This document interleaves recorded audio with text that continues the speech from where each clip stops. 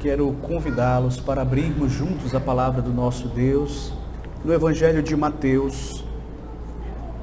Evangelho de Mateus, capítulo 4, do verso 12 ao verso de número 17.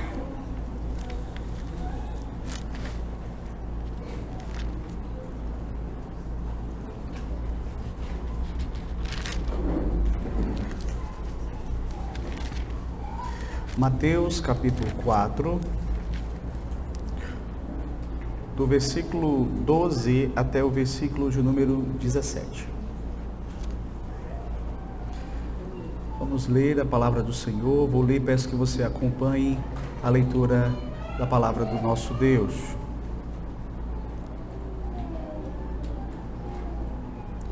Mateus capítulo 4, do verso 12 ao 17.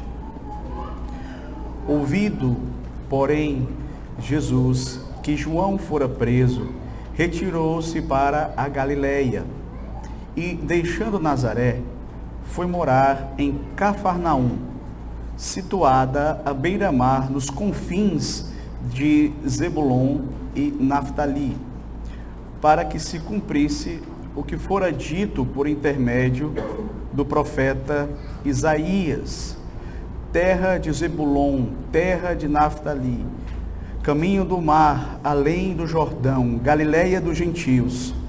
O povo que jazia em trevas viu grande luz, e aos que viviam na região da sombra da morte, resplandeceu-lhes a luz. Daí por diante passou Jesus a pregar e a dizer: arrependei-vos, porque está próximo o reino dos céus. Até aqui a leitura da palavra do nosso Deus. Vamos orar, meus queridos, nesse momento. Senhor Deus, graças te rendemos, ó Pai. Te louvamos, te bendizemos, te exaltamos por estarmos aqui nesse dia tão especial, dia do Senhor, para juntos prestarmos ao Senhor o culto que somente o Senhor merece. Ó Deus, que o Senhor esteja nos abençoando, ó Pai, nesta hora, que o Senhor esteja iluminando os nossos pensamentos e tornando clara as sagradas letras para a nossa compreensão. Abençoe a vida de cada um que aqui se encontra. Ó Deus, que o Senhor possa fazer com que o Teu Evangelho resplandeça nos corações aqui presentes. Se há alguém aqui que ainda não se arrependeu dos seus pecados e creu em Cristo para a sua salvação, que nesta noite esta seja a oportunidade, mediante a pregação e o agir do Teu Espírito Santo, que o Senhor possa usar a Tua palavra para edificar a Tua igreja, fortalecê-la, encorajá-la e ensiná-la sobre o caminho que devemos seguir. Ó Pai, que nesta noite o Senhor possa conduzir o Teu povo a toda a verdade. Te peço pela minha vida que eu possa pregar tão somente o que for pertinente à Tua palavra. Assim, Senhor, eu te peço no nome de Jesus. Amém.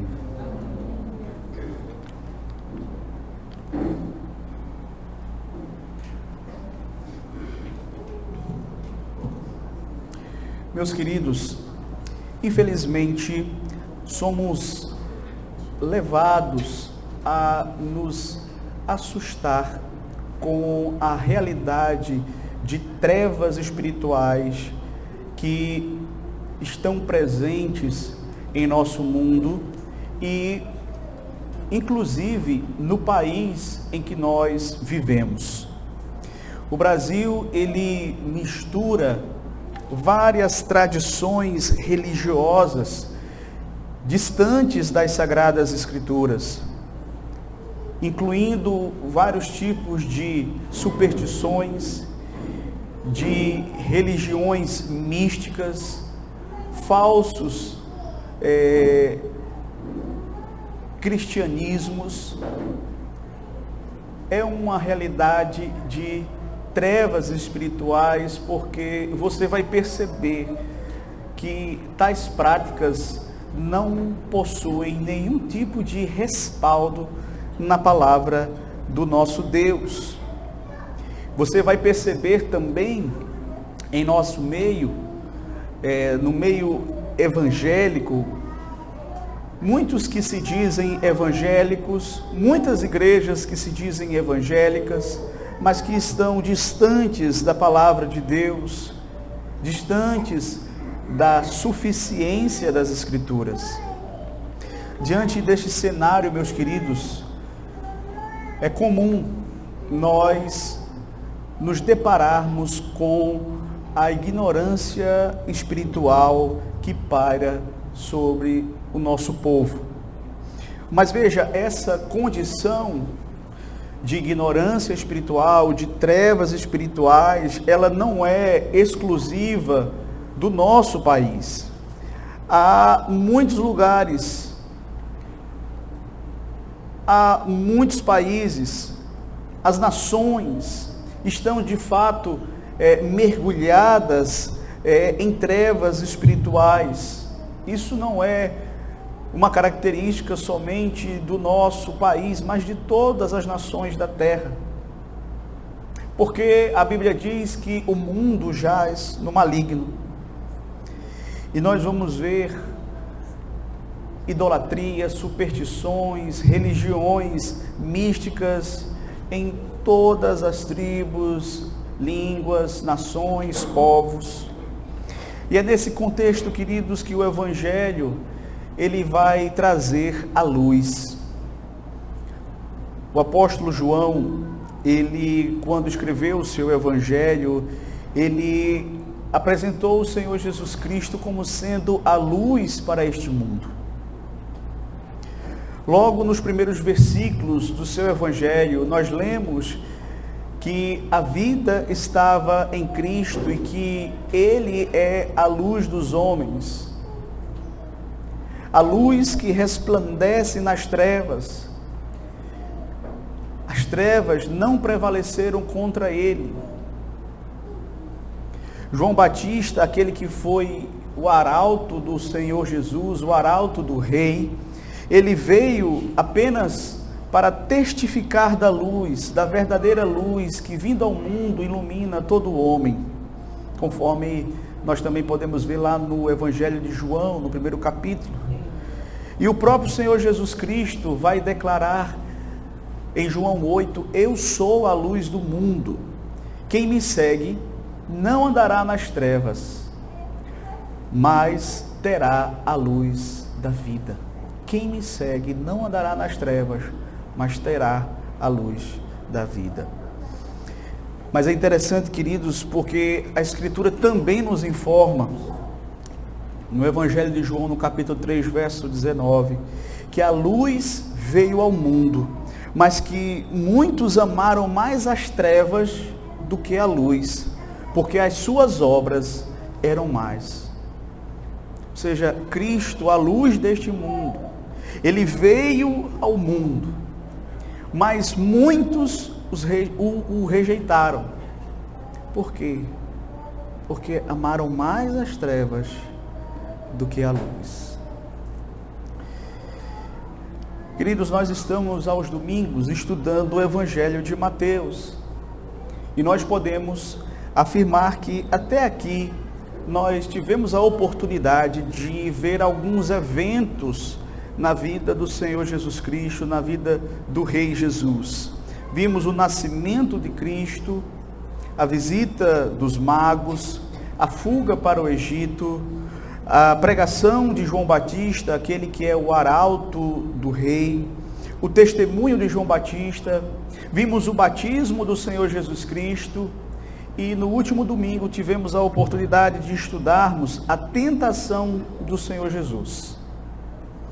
E todos esses eventos que nós tivemos a oportunidade de estudarmos até aqui, eles são considerados eventos preliminares ao ministério público do Senhor Jesus Cristo. Ou seja, esses episódios, esses eventos, esses momentos na vida do Senhor Jesus Cristo antecederam e como que trouxeram o Senhor Jesus até este momento que nós estaremos estudando hoje à noite, em que nós vamos perceber que Mateus, em poucas palavras, ele vai descrever o início do ministério público do Senhor Jesus Cristo. Veja, no domingo passado nós tivemos a oportunidade de considerarmos a prova que foi submetido o Rei Jesus. Isto é, ele foi tentado por Satanás, ele foi guiado pelo Espírito Santo, conduzido pelo Espírito Santo até o deserto. Ali ele passou 40 dias e 40 noites sem comer, em jejum, e de fato foi submetido a várias tentações da parte do inimigo das nossas almas, do adversário do povo de Deus, de Satanás. E sendo plenamente provado, o Senhor Jesus, ele demonstrou estar devidamente qualificado, não é, para o exercício do seu ministério. Aquela prova, aquelas tentações que foram vencidas pelo Senhor Jesus Cristo, elas como que comprovavam que o Senhor Jesus Cristo, ele estava sim pronto para realizar o seu ministério público. Então, meus queridos, logo após a tentação, Mateus vai descrever aqui no capítulo 4, do verso 12 ao 17, que nós lemos, o início do ministério do Rei Jesus. Como foi que o ministério público do Senhor Jesus começou? Na realidade, queridos, é interessante nós observarmos um ponto aqui, certo? Esse texto de hoje, ele vai dar início a uma nova sessão no Evangelho de Mateus. Até este ponto, nós vimos a primeira sessão do Evangelho de Mateus, que é composta pelos eventos preliminares ao ministério público do Senhor Jesus Cristo. A partir daqui, nós vamos ver o ministério público do Senhor Jesus Cristo. Se você observar, aí no verso 17 tem uma expressão que ela é como uma dobradiça, que serve para dar início a esse segundo momento no Evangelho de Mateus. Aqui no verso 17, quando diz assim: daí por diante passou Jesus a pregar. Então essa expressão daí por diante indica o início dessa segunda sessão do Evangelho. Esta segunda sessão vai descrever basicamente o ministério público do Senhor Jesus Cristo, através dos seus milagres, através da pregação do Evangelho especialmente. E aí quando você chega lá no capítulo 16 de Mateus, você vai ter uma nova sessão, especificamente no verso 21. Lá no verso 21 de Mateus 16 é dito assim: desde esse tempo, Jesus começou a mostrar aos seus discípulos que lhe era necessário seguir para Jerusalém, sofrer muitas coisas dos anciãos, dos principais sacerdotes, dos escribas, ser morto e ressuscitar ao terceiro dia. Então, em Mateus capítulo 16, versículo 21, tem início a terceira sessão do Evangelho. Essa terceira sessão do Evangelho, que começa aqui com essa expressão desse tempo em diante, vai justamente se concentrar nos acontecimentos que conduziram Jesus a Jerusalém. Vai se concentrar nos sofrimentos do Senhor Jesus, vai se concentrar na morte e na ressurreição dele. Então, há uma divisão no Evangelho de Mateus, que é estas três sessões: os eventos preliminares do ministério público do Senhor Jesus, o ministério público do Senhor Jesus Cristo, onde você vai ver ele realizando muitos milagres, pregando o Evangelho, e por fim, a terceira sessão, que é marcada justamente por aqueles acontecimentos que conduziram Jesus a Jerusalém, os seus sofrimentos, morte e ressurreição ao terceiro dia. Então, queridos, hoje nós começaremos a considerar o ministério público do Senhor Jesus Cristo, de tal modo que eu não poderia propor outro tema senão esse, o início do ministério público do Rei Jesus. E nós vamos ver esse tema em 3 partes. Primeiro, vamos observar no texto quanto ao tempo e ao local em que Jesus deu início ao seu ministério. Qual foi o tempo, qual foi o local em que ele deu início ao seu ministério público? Observe comigo e volte os seus olhos para o versículo 12 e 13.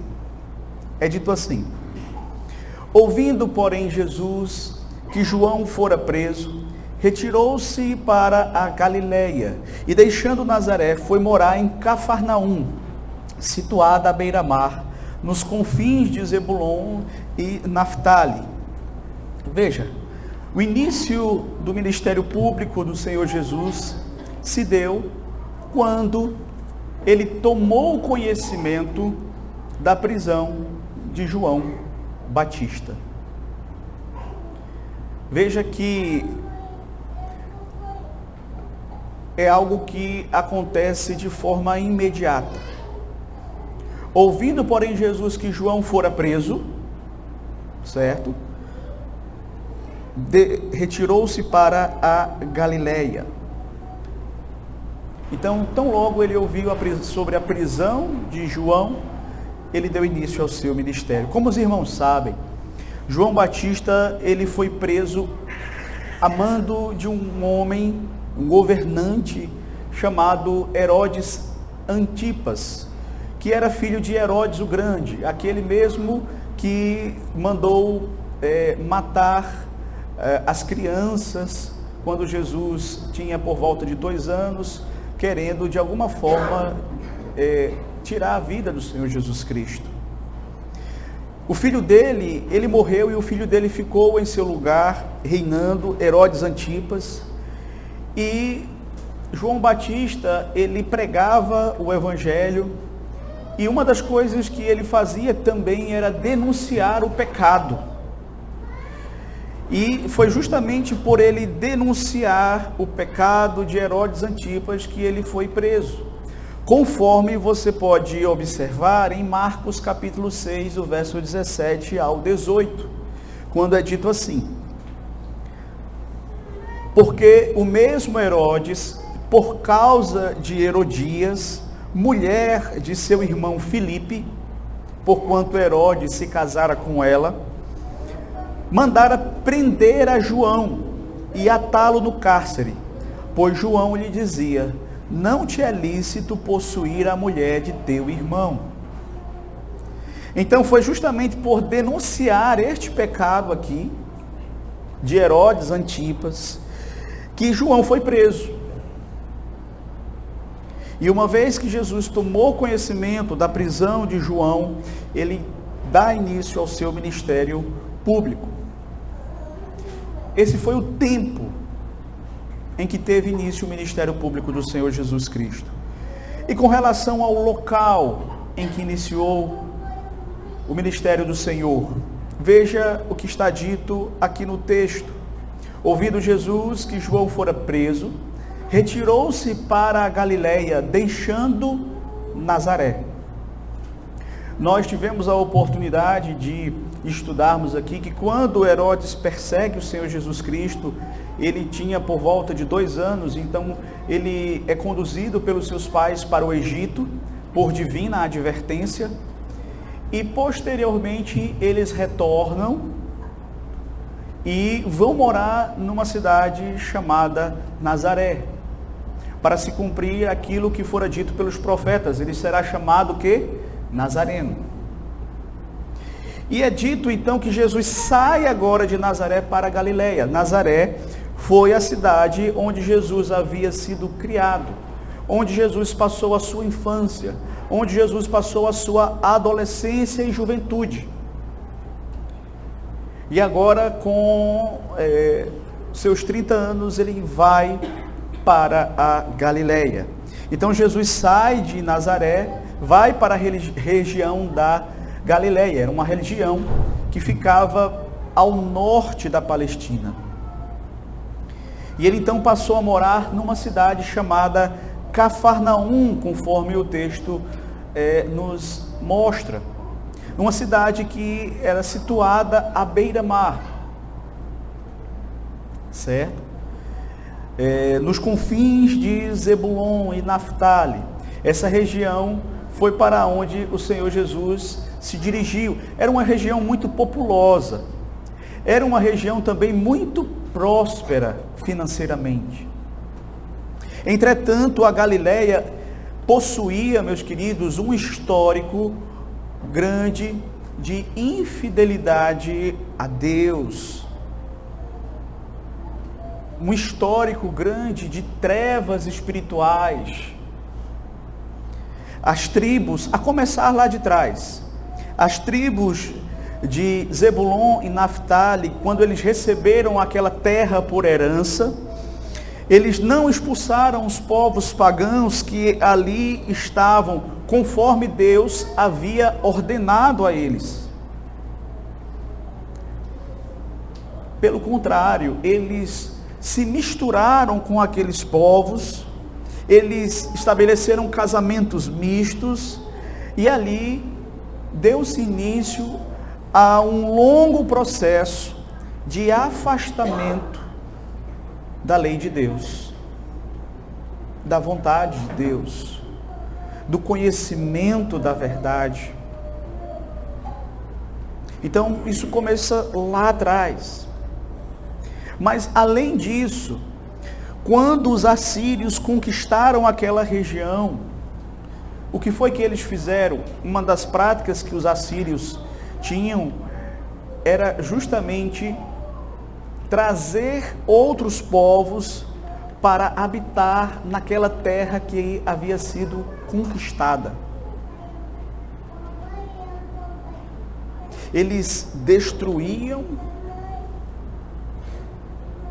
muito daquela terra, muitos dos habitantes, e traziam outros povos, como que para acabar mesmo com a cultura, os costumes, a religião daqueles povos. E foi o que aconteceu com aquela região. E esse povo, então, que já tinha um histórico de mistura entre o povo da aliança e outros povos, agora estava ainda mais misturado. Tanto é que essa região se tornou conhecida como Galileia dos Gentios.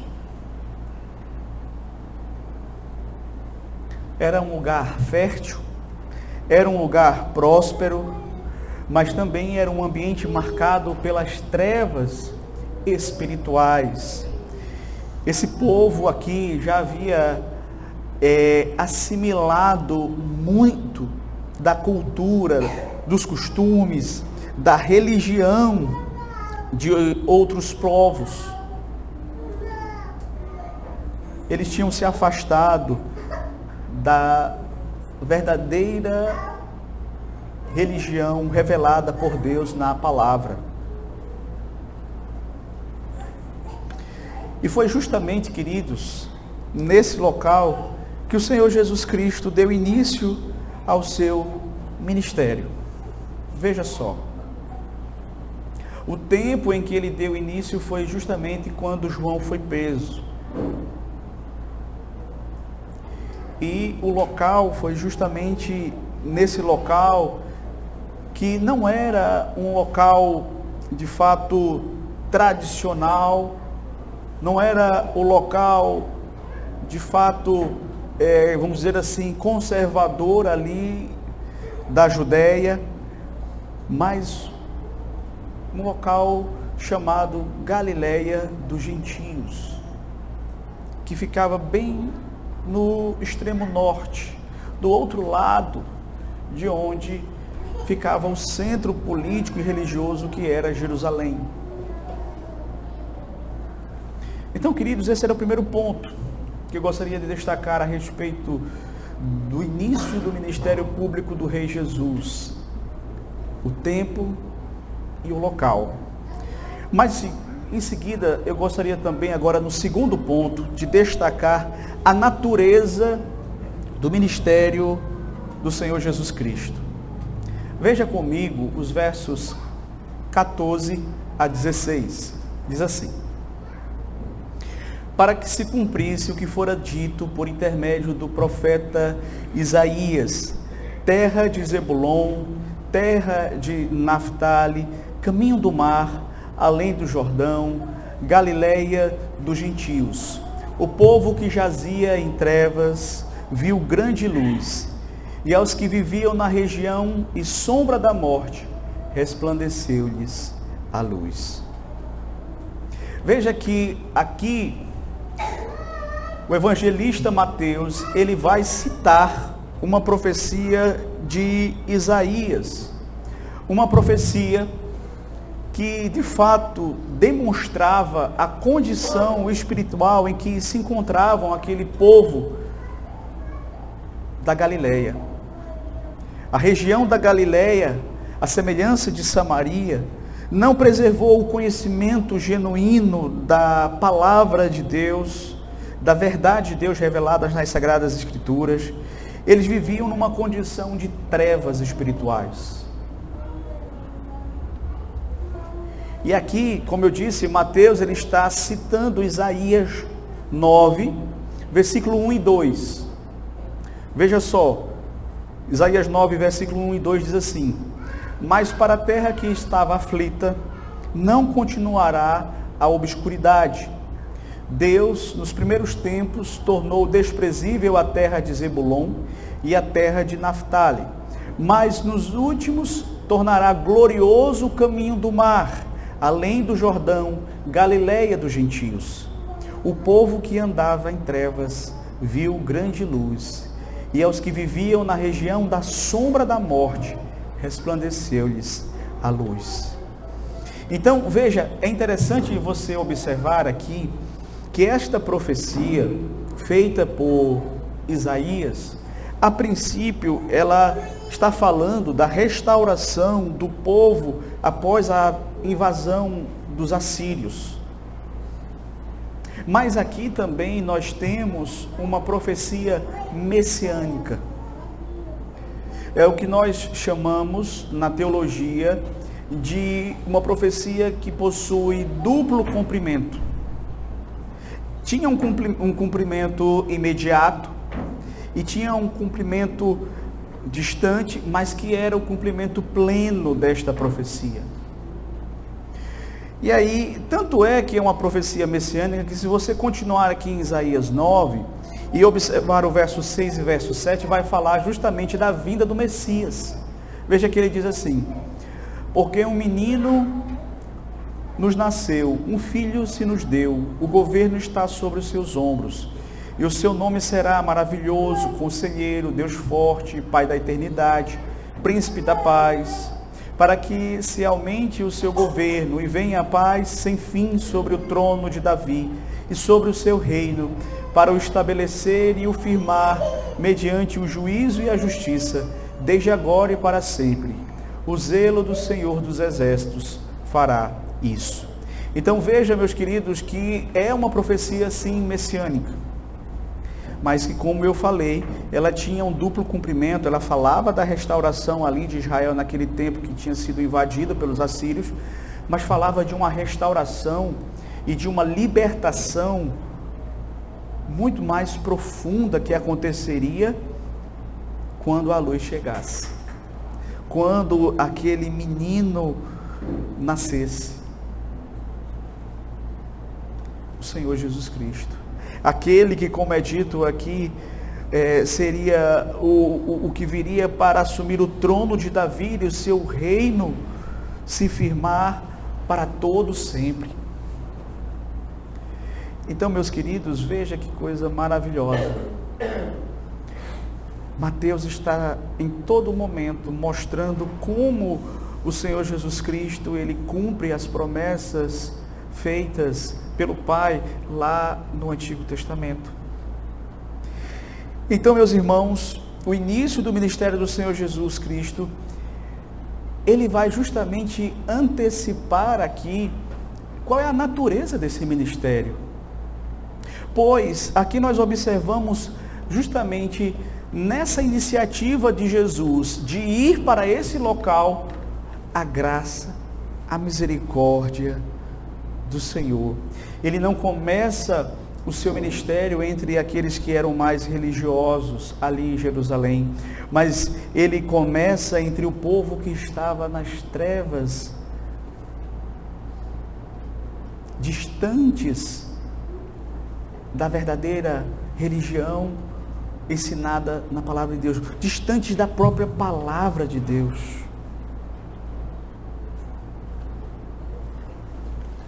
Foi justamente ali, naquele cenário de obscuridade, de trevas espirituais, que a luz começa a brilhar. Nas Escrituras, as trevas simbolizam a ignorância espiritual, o pecado, a morte. Já a luz representa o conhecimento de Deus, que revela o pecado, que guia os homens até Cristo, que é a verdadeira luz do mundo. O conhecimento salvífico, ele é uma iluminação que nos conduz à luz do mundo, que é Cristo. Isaías descreve a situação desses da Galileia. Era de trevas espirituais, uma região que vivia na sombra da morte. Veja, meus queridos, aqueles que estão nesta condição de trevas espirituais, eles estão assim. Sua ignorância não lhes deixa ver o seu real estado, a sua morte espiritual, a morte eterna que os aguarda, se caso eles não se arrependerem dos seus pecados e entregarem a sua vida a Cristo.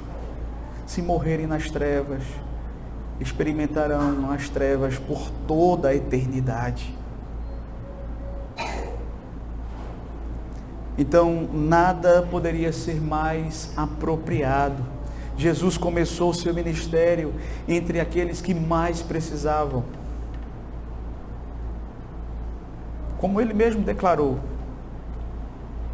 lá em Mateus 9, do 12 ao 13. Os sãos não precisam de médico, e sim os doentes. Ide, porém, e aprendei o que significa misericórdia quero, e não holocaustos, pois não vim para chamar justos, e sim pecadores ao arrependimento. Os sãos não precisam de médico.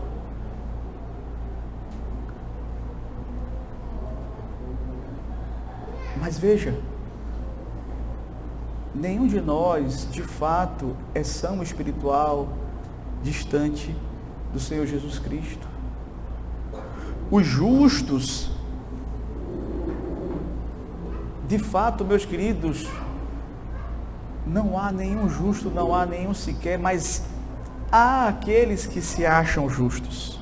Por isso que Jesus diz assim: eu não vim para os justos, eu vim para os pecadores. Não é porque existia justo. A Bíblia fala, Cristo foi o único justo. Não há nenhum justo, não há nenhum sequer, não há quem entenda, não há quem busque a Deus. Está lá o apóstolo Paulo falando no início de Romanos, citando o texto do Antigo Testamento, certo? De modo que não haviam justos, mas haviam aqueles que se consideravam justos, que achavam que não precisavam de Cristo, porque eram tão bons, eram tão retos aos seus próprios olhos,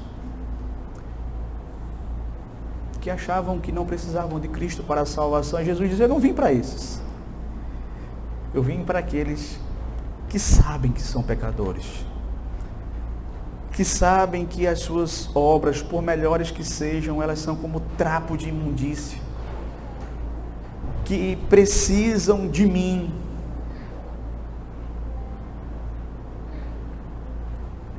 Não como aquele publicano que ao chegar no templo batia no peito e dizia: Senhor, graças te dou, porque eu não sou... O fariseu dizia, né? Batia no peito e dizia assim: graças eu te dou, porque eu não sou como este publicano, eu jejuo, eu dou o dízimo, eu faço isso, eu faço aquilo. Enquanto que o publicano mal levantava os olhos no templo, mas batia no peito e dizia: ser propício a mim, pecador.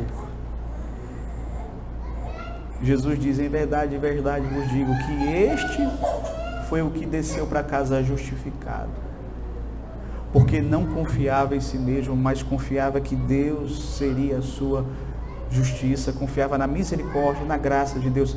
Por isso que Jesus diz aqui que eu não vim para os justos, e sim para os pecadores, para chamá-los ao arrependimento. Porque não adianta você saber que você é pecador, você reconhecer isso, mas você não querer se arrepender dos seus pecados. Não adianta você dizer assim: não, eu não sou como esses religiosos, eu sou uma pessoa que eu reconheço que eu sou pecador e tudo, tenho o meu estilo de vida, mas não abro mão dele. Cristo vem chamar pecadores ao arrependimento.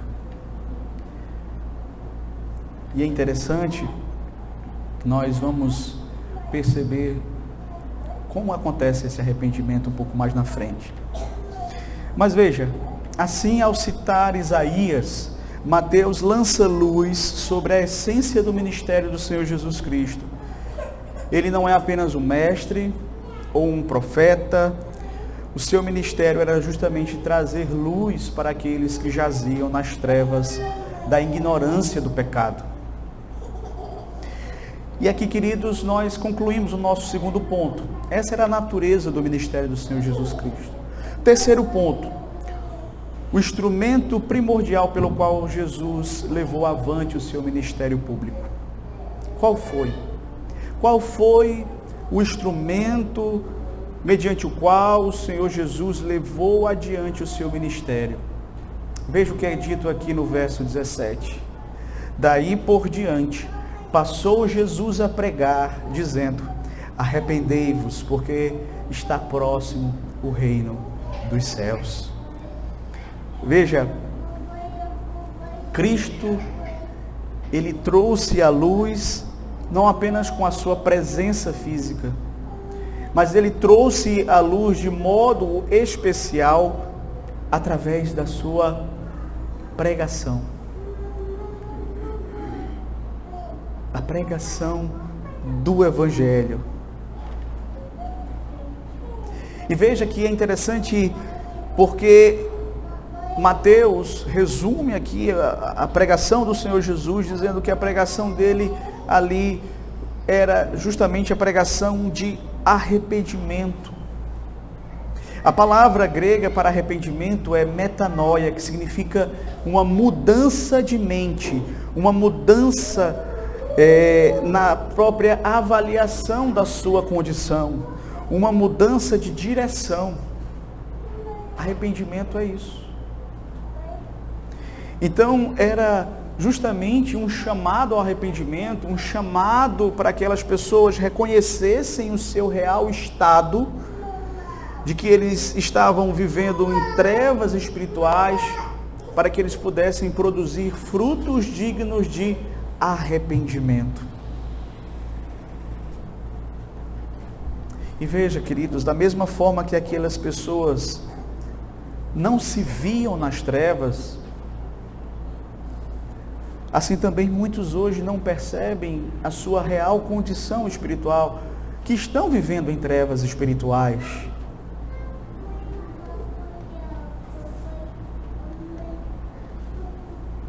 Essa é uma das grandes consequências, uma das terríveis consequências. Aqueles que estão nas trevas espirituais, na ignorância espiritual, eles não se apercebem disso. Então é necessário que haja uma pregação, um chamado ao arrependimento, uma convocação ao arrependimento. É justamente isso que o Senhor Jesus Cristo fez ali naquele contexto. É justamente isso que nós estamos fazendo hoje à noite. É justamente isso que a igreja do Senhor Jesus Cristo é chamada a fazer. A pregar o mesmo evangelho que recebeu do Senhor Jesus Cristo. E veja, é interessante nós observarmos que nós já tivemos a oportunidade de estudar aqui o capítulo anterior, o início do ministério de João Batista, cuja pregação era a mesma. Mateus 3, 1, 2 diz assim: naqueles dias apareceu João Batista pregando no deserto da Judéia e dizia: arrependei-vos, porque está próximo o reino dos céus. Veja que Jesus tinha exatamente a mesma pregação. Ele pregava o mesmo evangelho. João, o evangelho do arrependimento dos pecados e da fé em Jesus Cristo. João veio adiante dele para preparar o caminho para ele, mas ele é o grande pregador, o grande profeta, aquele que veio para proclamar a vontade de Deus, aquele profeta que Deus havia anunciado através de Moisés, dizendo: eu vou levantar um profeta no meio de vocês, que vocês devem ouvi-lo, e quem não ouvi-lo estará perdido. E veja, essa também foi a pregação dos apóstolos. Essa mesma ênfase é dada pelos apóstolos, conforme nós podemos observar lá no livro de Atos, capítulo 2, versículo 38. Quando o Espírito Santo desce ali no dia de Pentecostes, e as pessoas começam a questionar o que é que está acontecendo, será que essas pessoas estão embriagadas? Pedro então se levanta e prega o primeiro sermão, não é, da nova aliança. E quando ele prega a Cristo crucificado, o próprio público dele se levanta e questiona: o que é que nós devemos fazer? Aí ele responde, Atos 2:38, arrependei-vos e cada um de vós seja batizado em nome de Jesus Cristo para a remissão dos vossos pecados, e recebereis o dom do Espírito Santo. Veja, a pregação é a mesma dos apóstolos. Mas a pregação do Senhor Jesus Cristo, ela não se limitava apenas ao chamado ao arrependimento. Ela também incluía o chamado à fé genuína, conforme nós podemos observar em Marcos capítulo 1, verso 14 e 15, onde está dito assim: depois de João ter sido preso, foi Jesus para a Galiléia pregando o evangelho de Deus, dizendo: o tempo está cumprindo e o reino de Deus está próximo. Arrependei-vos e crede no evangelho. Arrependei-vos e crede no evangelho. Assim, queridos, a mensagem do Senhor Jesus Cristo, ela era justamente composta desses dois pilares inseparáveis: arrependimento e fé. Esse era o conteúdo essencial da pregação de Cristo. Era justamente por meio dessa pregação que a luz ia brilhar em meio às trevas.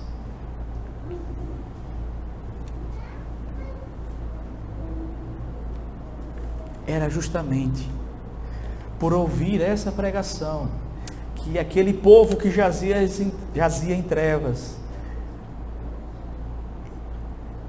ia resplandecer a luz sobre eles. Eles seriam libertos da sua escravidão espiritual. Conforme o próprio Senhor Jesus disse, conhecereis a verdade vos libertará. Então, queridos, a mensagem de Cristo possui esses dois pilares inseparáveis. Uma convocação ao arrependimento, a mudança de mente, de percepção, de avaliação da sua própria condição espiritual. O ser humano, ele começa a se ver não como justo, não como melhor que os outros, mas como alguém que realmente é pecador e que necessita da misericórdia e da graça de Deus. Ele entende que ele encontra-se numa condição de trevas espiritual, conforme o próprio apóstolo Paulo diz lá em Efésios 2, de morte espiritual. E quando o homem chega a essa conclusão, uma outra conclusão que ele chega, sabe qual é? Que ele não pode resolver a sua situação sozinho. Que ele não pode salvar a si mesmo. Ele precisa da luz. Ele precisa de Cristo. Mas veja, também era uma convocação à fé. Um encorajamento a confiar nele como único e suficiente Salvador, crendo no Evangelho, crendo nas boas novas de Deus, de que ele veio a este mundo para morrer pelos nossos pecados, e todo aquele que nele crê, não vai perecer, mas vai ter a vida eterna.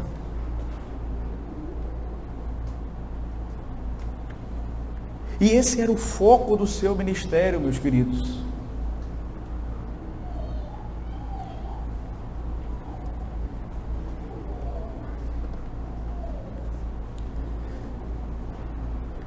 Esse, meus irmãos, foi o instrumento primordial do ministério do Senhor Jesus Cristo. A pregação da palavra. Ou seja, a implantação deste reino de Deus, que como o Senhor Jesus Cristo aqui está chegando, ou seja, o reino está sendo instalado. O homem não podia achar que seria salvo de outra forma, somente através da fé naquele rei que estava estabelecendo o seu reino ali, o Senhor Jesus Cristo. E o reino não estava sendo implantado por uma espada de ferro, por meio de uma espada política, não, era por meio da proclamação do Evangelho de Deus. Era dessa forma que homens eram arrancados do poder das trevas, do império das trevas, para o reino do Filho do seu amor, para o reino da luz. Eu gostaria então, queridos, nesse momento, de trazer algumas aplicações desse texto aos nossos corações nesta noite. Veja, queridos, eu quero convidar você ao arrependimento, à fé em Jesus Cristo. Mas para isso você precisa reconhecer a sua condição espiritual. Aqueles que viviam ali na Galileia, viviam nas trevas espirituais, e muitos hoje também vivem assim, crendo em todo tipo de superstição, todo tipo de falsa religião, discursos espiritualistas sem nenhuma base, e não são capazes, de fato, de reconhecer a sua necessidade de Cristo. Se você está nesta condição, se você está numa condição de trevas espirituais, de ignorância espiritual, hoje é apresentado para você a verdadeira luz que, vindo ao mundo, ilumina a todo homem, o Senhor Jesus Cristo. E eu quero convidar você a se arrepender dos seus pecados. Eu quero convidar você a reconhecer os seus pecados, a se arrepender dele e correr desses pecados para Cristo. Mas eu também quero convidar você nesta noite a também olhar para as boas coisas que você se orgulha tanto que você faz, e que muitas vezes você acredita nessas coisas para a sua salvação, que você também se afaste dessa confiança ou dessa falsa confiança na sua justiça própria e corra para Cristo.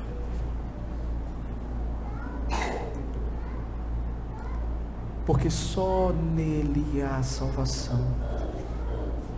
Arrependa-se dos seus pecados. Creia no Senhor Jesus Cristo de todo o seu coração. E a luz vai brilhar na sua vida. E você vai ter a sua vida iluminada. O arrependimento deve vir acompanhado da fé. Não basta você reconhecer o pecado, é preciso você crer no Evangelho de Cristo, crer na obra que Cristo realizou, o seu sacrifício, na sua ressurreição. Entender que aquele sacrifício foi para representar você como seu substituto, que ele morreu na cruz, ele morreu a sua morte. Ele morreu para pagar o escrito de dívida que havia contra você, os seus pecados. Estava ele carregando sobre o madeiro.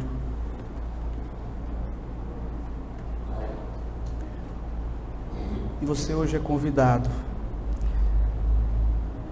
a segui-lo. Aquele que quer vir após mim, toma a sua cruz e siga-me. Esse não é um caminho fácil, é um caminho difícil, mas é um caminho glorioso, e é o melhor caminho que você pode trilhar nesta vida, pode ter certeza disso. Mas veja, queridos, talvez você esteja aqui nesta ocasião e você já se arrependeu dos seus pecados, e eu quero dizer para você nesta noite que de fato é importante que nós aprendamos que nós não devemos apenas nos arrepender lá atrás, mas que o arrependimento na vida do cristão, ele é contínuo, é constante. Mudar de mente sobre o pecado, reconhecer que nós precisamos ser a cada dia transformados conforme a imagem de Cristo.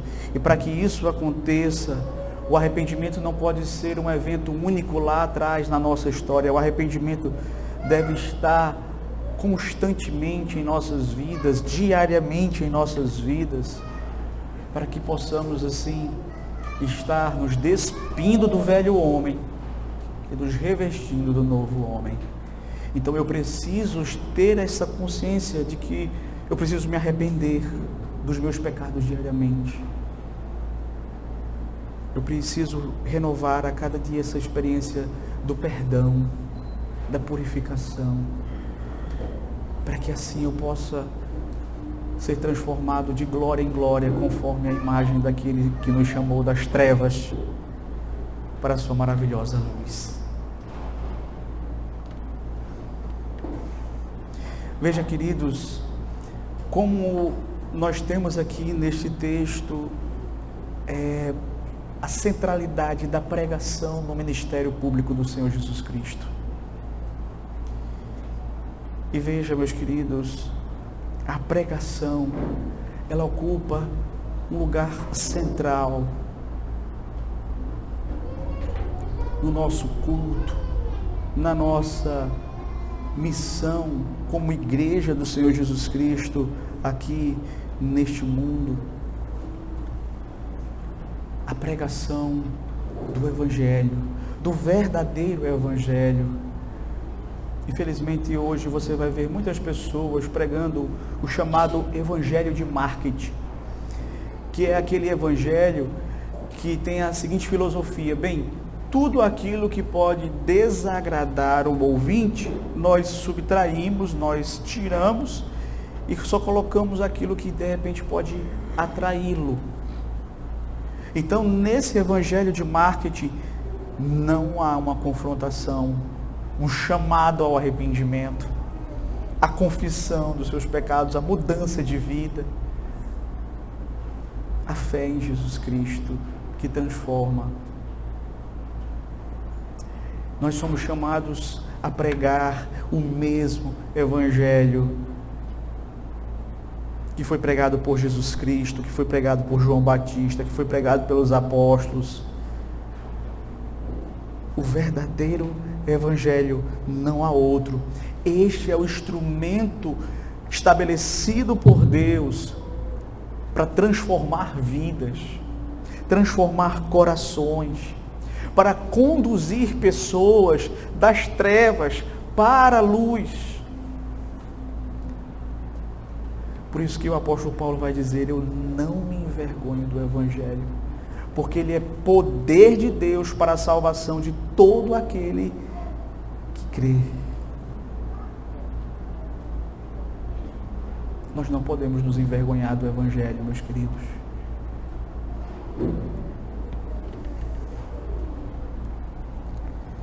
Queridos, aqui nós também podemos tirar uma lição, que é justamente a perseverança em meio a tempos difíceis.